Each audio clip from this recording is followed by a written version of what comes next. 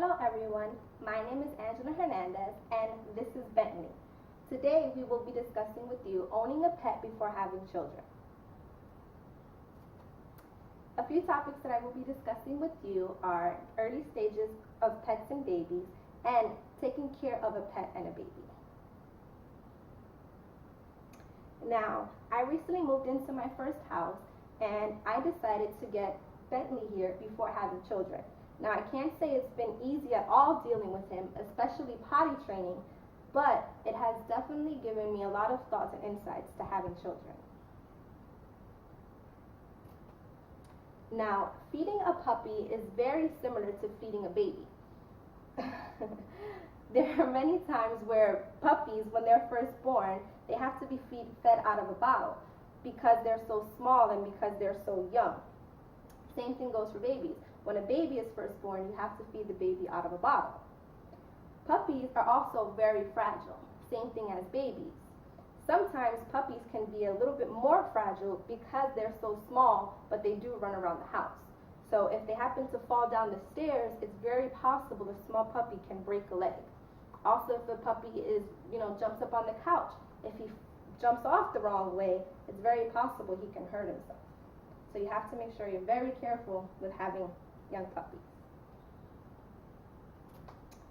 Potty training, like I mentioned before, has not been very easy with him. Potty training with children is not very easy also.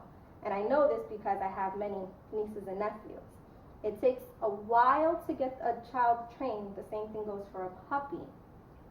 A lot of time and patience and dedication with many hours of time invested is needed for training a puppy and a baby. Just like pets, babies need to go to the doctor. Puppies need to go to the doctor as well. Now, when I first got him at 8 weeks, I had to take him to the vet, I would say maybe once a week, so he can get his shots before I can take him out in certain places. Babies are the same way. When my niece was first born, she had to get her shots before we was able to take her to certain places. When puppies are sick, you have to take them to the vet. Same thing as babies. When a baby gets sick, you have to take them to the doctor. Now, if a baby gets sick, you can give him or her Tylenol. When puppies get sick, you also have to get them certain medications. So they're very similar. Now we're going to be discussing caring for a baby and a pet. Training your pet can lead to your pet being very obedient, and it also can enhance your dog's intelligence.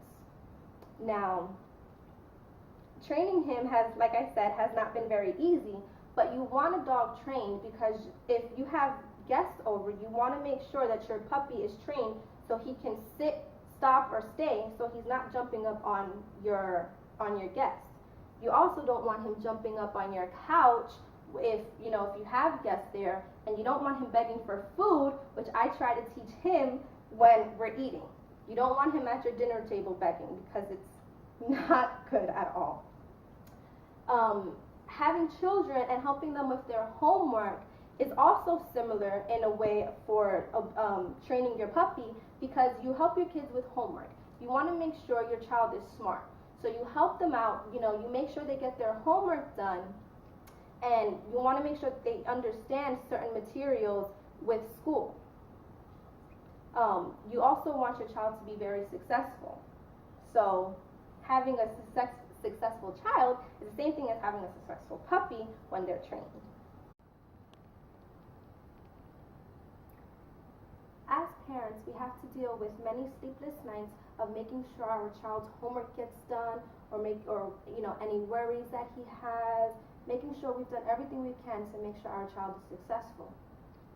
Now, when our child succeeds at school or succeeds at any project, we feel happy and we feel satisfied in knowing we were able to help our child achieve this. Same thing goes for pets.